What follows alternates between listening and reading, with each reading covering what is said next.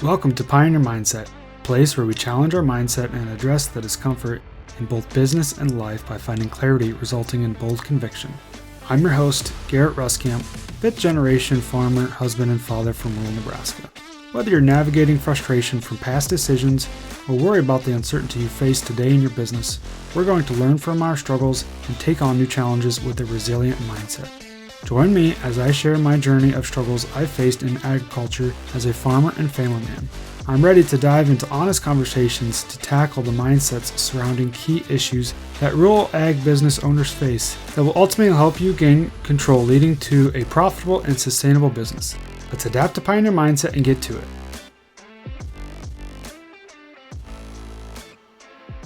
Welcome back, everyone. For this week's episode, I want to basically look back on 2024. As we near the end of the year, it's basically one of those traditional things you do when you get towards the end of the year is you look back on the past. And I don't think that's necessarily a bad thing, but the one thing I do want to stress here is that we're not going to dwell on the past. We're not going to dwell on anything that could have or should have been better. Now, there's just important for us to look back on the past so that way we can learn from it. And it'd be pretty easy for me to, as I was looking up some of these different things I'm going to go through, different, cropping things that we went through this year, the weather, finances, markets, all of those things. And it'd be pretty easy when I was looking up the markets, I actually pulled up kind of the highs and lows for some of these different commodities, one of those being cattle. And the one thing that I looked at is when we sold our cows, we sold the bulk of our cows almost about a year ago in December. And at that time, that was actually the low of the cattle market. That was in 2023, obviously in December 23. But looking back, that was kind of the low. And so it'd be pretty easy as I look at where the cattle market has been this year in 24. It's been really good, especially as a cow-calf producer. Man, it's really good for all these producers to be actually taking advantage of where these markets are at on the cattle side. And it'd be pretty easy for me to think, wow, I really wish we still had our cows. Feed is cheap, and it'd be really easy to make good money now. And so those some things that I didn't necessarily foresee. And I'm not going to go into that necessarily, but looking back, I don't want to dwell on that too much and beat myself up for that decision. No, what I want to do is just kind of learn from everything that we've been through this last year. So to kind of dive into this a little bit, what are some of the things that we faced looking at this last year in 2024 on the cropping side of things?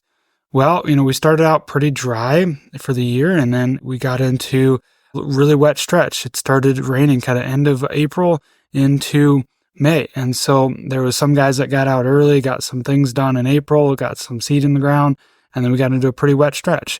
And then it was actually forcing the seed into the ground to an extent. We kind of pushed it.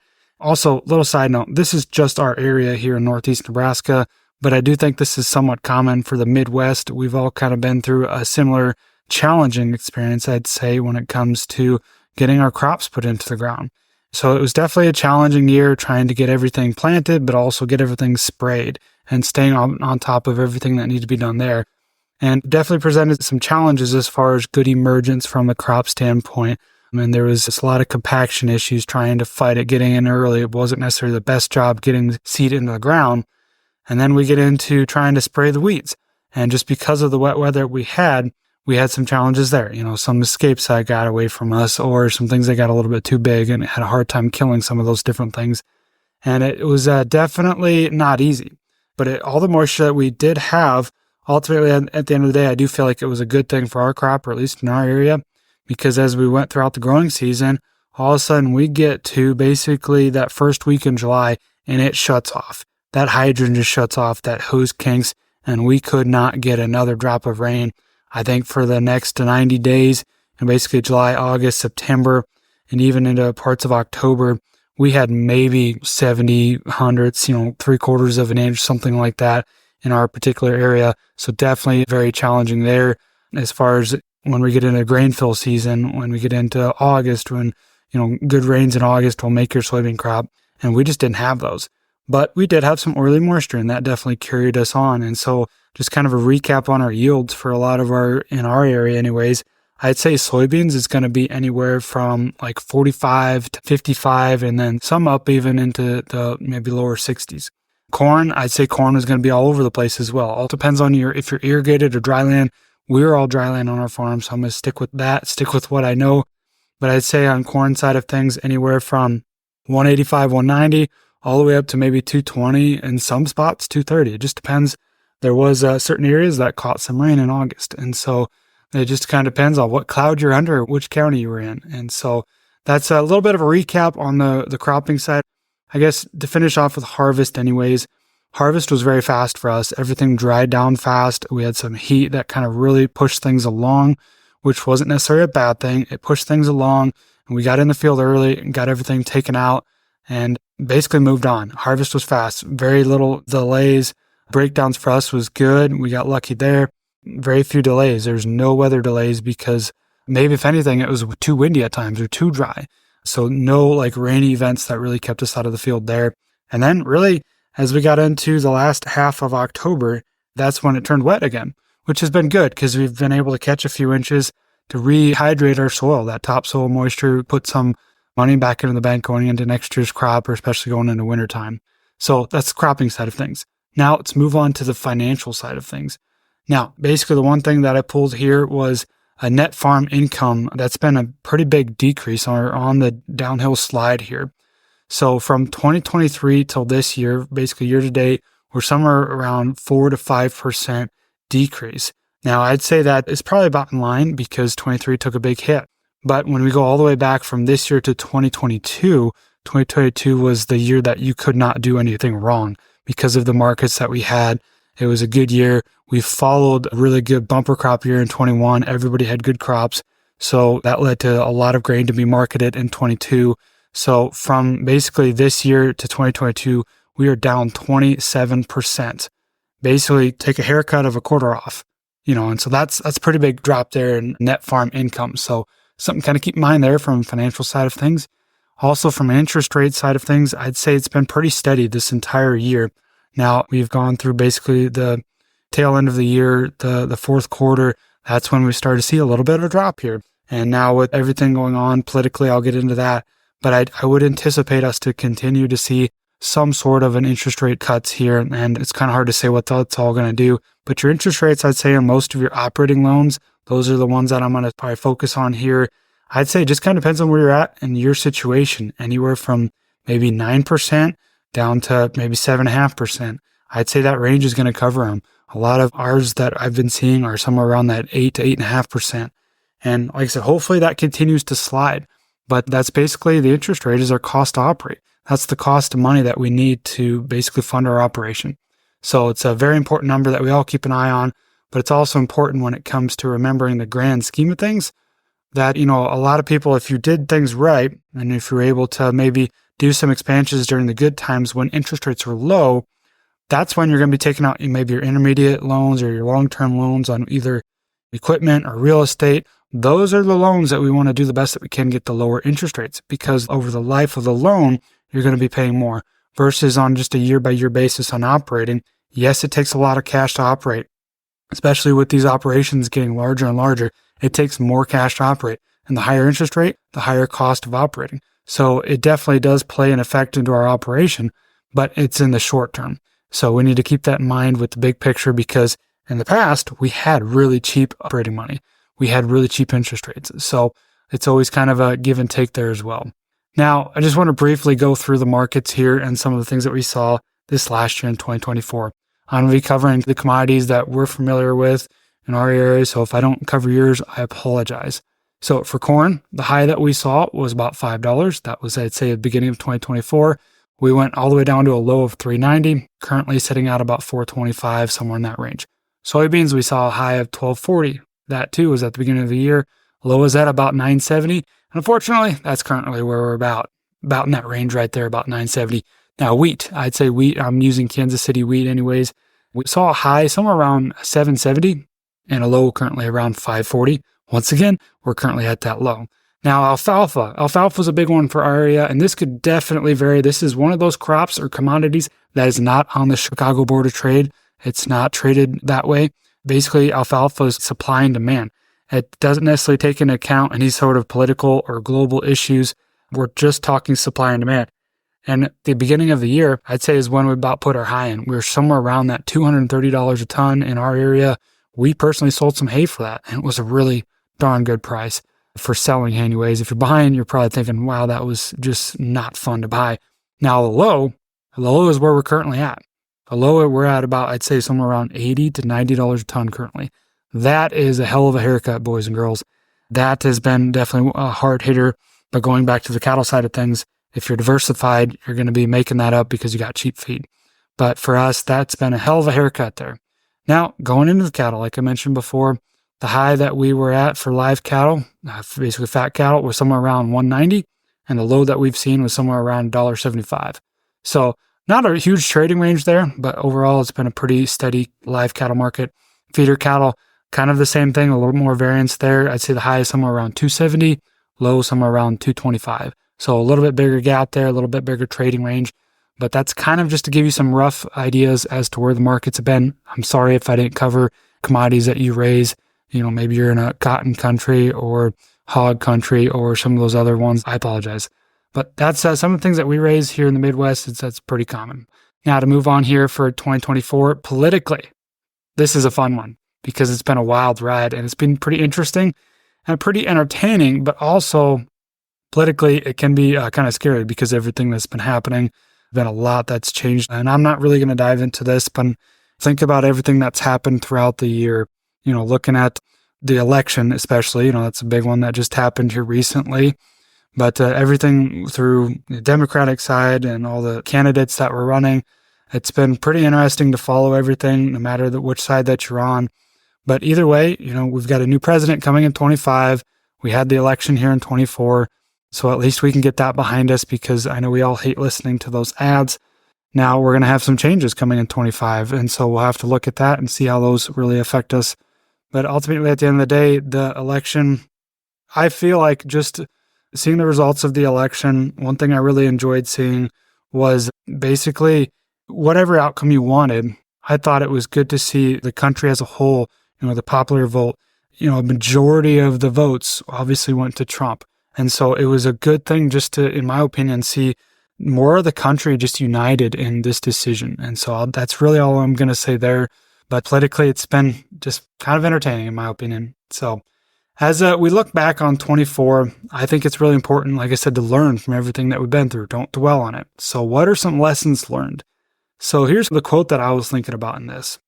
The decisions we make in the good times will affect how we weather the bad times. Now, whatever situation you're in right now, I go back up to the financial changes that we've had from this last year, or going back to 23 or 22, or whatever your current financial position is, you realize that, there's less revenue coming in your operation, or maybe you've got a highly based on cattle operation, your revenue is based on cattle. Maybe you're just sitting in some really good times right now. So I just think it's good to know exactly where you're at in your operation. Are you in good times? Are you in bad times? Are you in limbo? Are you going to be in bad times coming in 2024?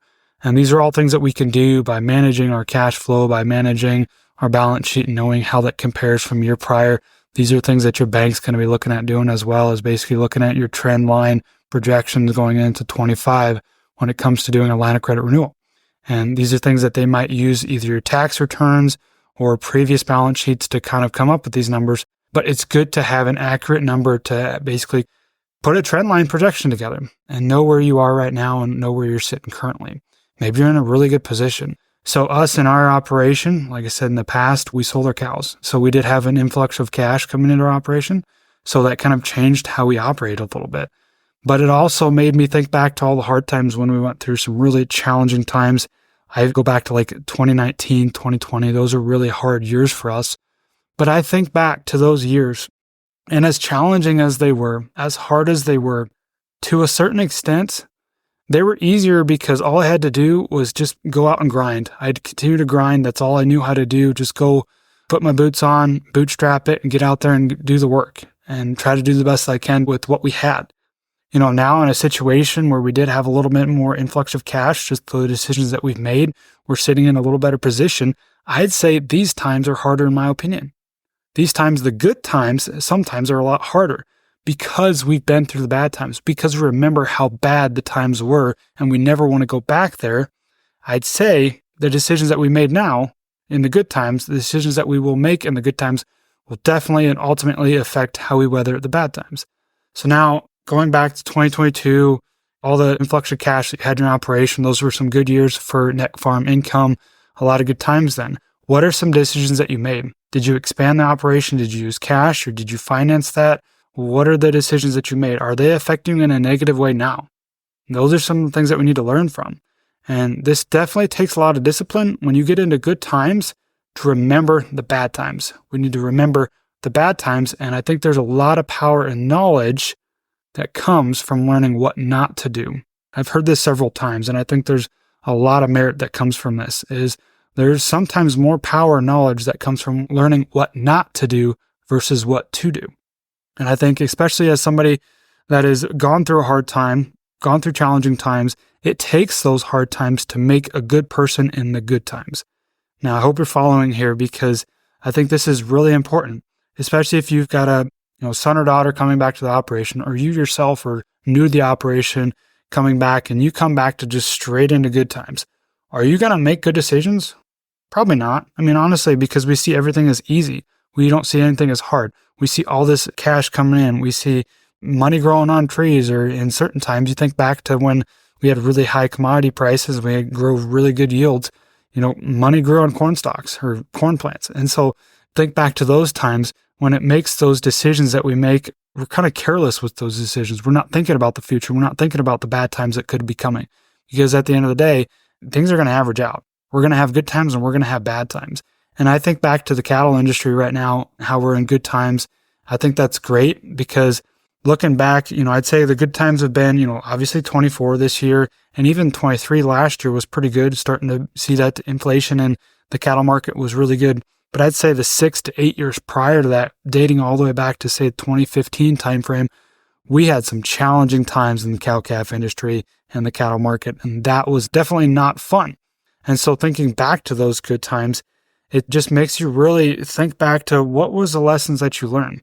And going through that, you need to appreciate the bad times in order to really make good decisions in these good times. And so I think that's definitely one thing that I've learned here this last year. I think that's a big takeaway, is that we just need to be really mindful of the decisions that we're making and how they really will affect us in the future.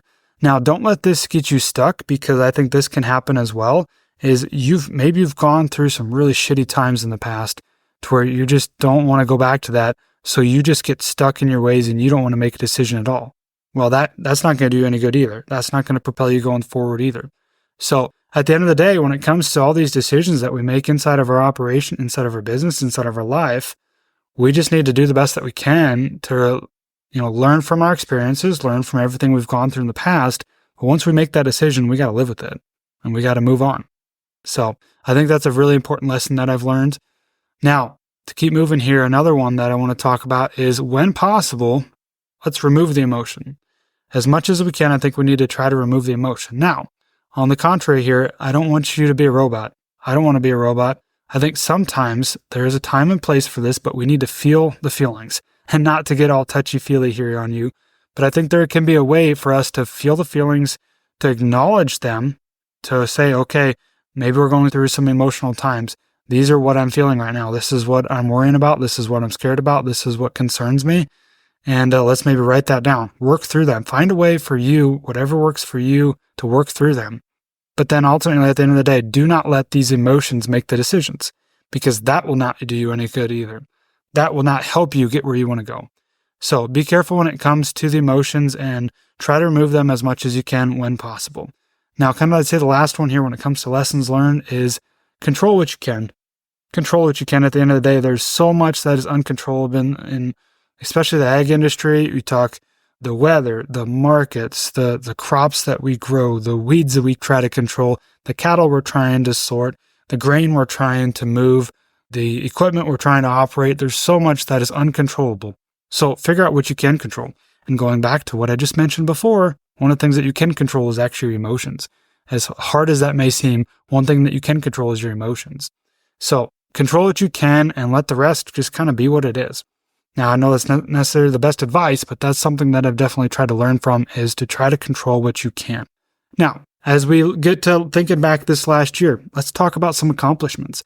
Let's talk about some good things, because I think this is a pretty common thought for us, is it's so easy for us to think all I'm doing is spinning my wheels and not moving or not gaining anything, or not actually moving the needle, not getting to where we want to go. Well, I think at the end of the day, we have those thoughts because we think as we progress through life, it's going to be a destination that we're after. And at the end of the day, it's always a journey. We've heard that many times. It's always a journey. Life is a journey. So I think we're shooting for the wrong thing. But in order to be content with where we've gone, maybe you got to look back on the past and say, this is everything that I've accomplished, and give yourself some grace. Maybe you've had some hard times this last year and you didn't get much accomplished. Well, at the end of the day, sometimes we just got to do our best. So for me personally, let's look back at some accomplishments from this last year. So for me personally and professionally, so we'll start with professional first. Well, I started Pioneer Farmer. I started this basically strategic business coaching program so that way I could help other farmers, ranchers, and ag business owners find clarity and confidence in their financial positions. And along with that is what you're listening to right now, Pioneer Mindset, a way for me to get my message out to other people similar to myself, people that are sitting in a tractor or a truck or inside an office or in a car down the road, wherever you're at, is for me to help provide this message to other people to help basically give them a sense of, I'm not alone. Somebody else is going through something similar to this. And there is a way out of this. There is a way to work through some of these issues. So that's been a big one for me, is being able to start those two. I've had this idea for quite a while, but eventually being able to launch Pioneer Farmer and Pioneer Mindset. That's a big accomplishment for me. Now, another couple things when it comes to the farm side, well, we've made some equipment changes. We made some upgrades. We purchased a couple things. But on the same token, we've also been able to pay down some debt. So that's a pretty good accomplishment in my opinion. Another thing that I did in our operation that I was kind of trying to basically look back over this year and see what I accomplished was I applied for a grant. I applied for a grant that would help us pay for a GPS system, which might be kind of small, but the fact that I went through the work and I put in the effort and I received the grant and I was awarded the grant, I think that to me was a pretty good accomplishment. And I was pretty proud of myself for that. So another one there is I was actually able to join a network or a group of basically dealers in the singular agronomics and learn from them and gain new friends and connections through that group. It's been a very valuable asset to me and other producers that are in the Midwest, and being able to learn from them, seeing what works on their farm, what's not working. That's been another accomplishment for me. Now, last one here, kind of on a professional note, or the farm note anyways, is I was fortunate enough that for next year going to 25 is I picked up a new farm. Here locally, I picked up a new piece of ground. And so I'm really excited about that because that's something that just doesn't happen overnight. And that's kind of nice just to see some of those different things come to fruition. Now, when it comes to personally, well, we took a vacation. We went up to Minnesota for a few days this last year, and we had a really good time just getting away and helping the boys provide some good memories there. We've gone to see family a few different times. So we've taken some time away, and I put some deposits into that family bank account. And so that's been a good one as well. Now, another one here on the family side of things is we grew our family. We had another boy. We welcomed Chet Samuel into our family in late October there, and super excited about him. The boys are loving on him. And so now we've got 4 boys. It's a growing household. It's fun. It's chaotic. It's a lack of sleep, but it's been good. And so that's definitely an accomplishment, and I need to celebrate that. And I think we should. And like I mentioned before, at the end of the day, when it comes to these accomplishments, I feel like it's hard not to realize them because of the way that we grew up, the way that I grew up anyways, is I don't look back at my accomplishments as much as I should. I always look back at everything that we still need to do and we need to go moving forward. I'm not getting done everything I wanted to this year, or I'm just focusing on the negative. When in reality, if we just ultimately focus on the negative, we're going to have negative results. We're not going to have the positive results that we hope for. And so that's why I think it's important for us to acknowledge our accomplishments and be grateful for everything that we've been granted this last year. And like I said, we were granted another boy in our family. And so I'm very grateful for that. And like I said, at the end of the day, when it comes to these accomplishments, if I can just say that I did my best this last year, and I truly feel like I did. And if I can be honest with myself and say that, I say that we'll go into 25 and we'll just do the best that we can. Same there. And whether we didn't get some things accomplished on our list, so be it. Okay, well, we did the best that we could. Do the best that you can with what you have. And that's kind of one of the core values that I've always tried to live by, is do the best that you can with what you have. So that's all I got for this one. And stay tuned for next week's episode, because I'm going to continue this. Instead of looking back, we're going to look ahead and focus on the future into 2025. So that's all I got for now, and we will catch you next time. Thanks for tagging along with me today as we sharpened our mindsets. If you've gained insight from today's episode, be sure to take a screenshot to share or send this episode to somebody who might also find value in it. For more, follow me on Instagram @GarrettRuskamp or on Facebook, and join me next time for more conviction through clarity.